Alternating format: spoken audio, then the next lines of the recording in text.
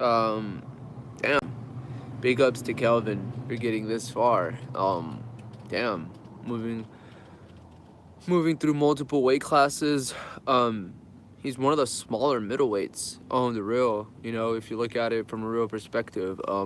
He's a ballooned up middleweight, and I don't mean that in any disrespectful way. I mean, come on. I think if push come to shove, I think he could still make that welterweight. So that's fucking crazy that he's been able to hang in there with top dog middleweights. And what do I say? He's a ballooned up middleweight. When Weidman got him in that arm triangle, he looked like a fucking baby. You know, it just looked like someone's big brother wrestling with their little brother. You know, uh, it just like on the real.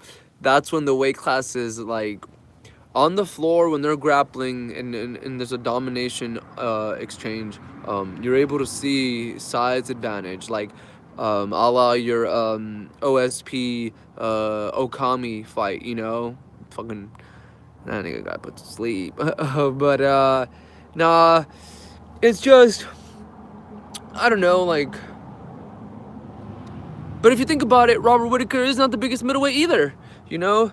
Um, I think that's a good thing that I got into this. I think these guys have been able to get so far in the middleweight division because of their speed, because of their accuracy, and because of their dynamic skill set. Now the dynamic skill set goes in every weight class. It's not to say, but I feel like maybe they are smaller. Like if push come to shove, I think they both could make middleweight, and they can make those catchweight fights at 180. You know how they used to have back in the day, and obviously the Robert Whittaker is the middleweight champ.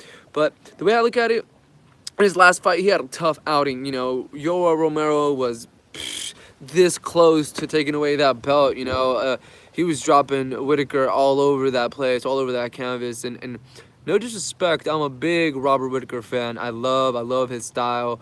I think he's a graceful champion.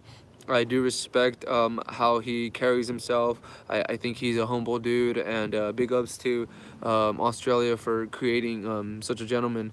But in this one, I'm gonna have to go with Kelvin. I picked Kelvin to upset Jacare Souza in Brazil, and he did so. And I feel it could set up for another upset with Kelvin possibly knocking out Robert Whittaker, and I don't think that's just the only way to victory. I think that Kelvin could submit him, and I think that he could TKO him. I think he could win a decision.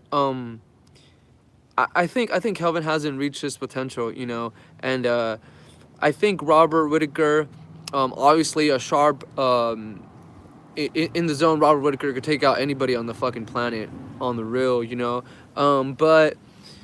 I don't know. I have a weird feeling. It might not happen. You know, Robert Whittaker might make a successful title defense, and that's what it is. You know, and I won't be surprised by that. But obviously, when it comes to breaking down these fights and trying to predict what's gonna go down before the fight happens, I just have to try to call it how I see it. And I just think that Kelvin could catch him. He has really fucking sharp hands. If you look at the way he fucking took out Bisping, the way he took out Belfort, it's just a matter of if he can touch Robert, and if he does so, I think he can put him away. So I'm gonna go with Kelvin on this one, but I hope it's gonna be a war. That's all I'm hoping for.